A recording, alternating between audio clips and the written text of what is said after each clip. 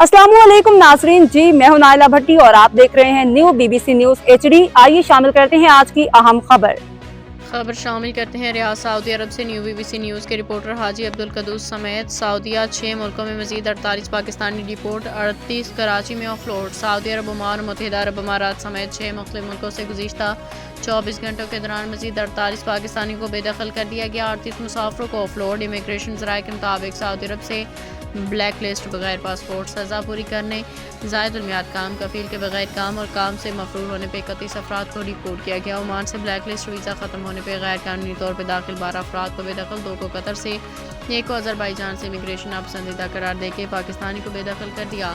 Report किए गए 5 अफराद लाड़काना, डेरा गाजी खान, फैसलाबाद, हैदराबाद और रक्षान पुलिस के हवाले। इसके अलावा इराक, ओमान, सऊदी अरब के विजिट वीज़ों पे 3 मुसाफिरों को ब्लैक लिस्ट होने पर ऑफलोड किया।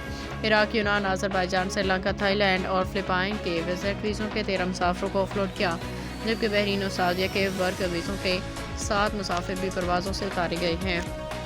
अब तक के लिए इतना ही। मज़ीद खबरों और अपडेट्स के लिए देखते रहें न्यू बीबीसी न्यूज एचडी।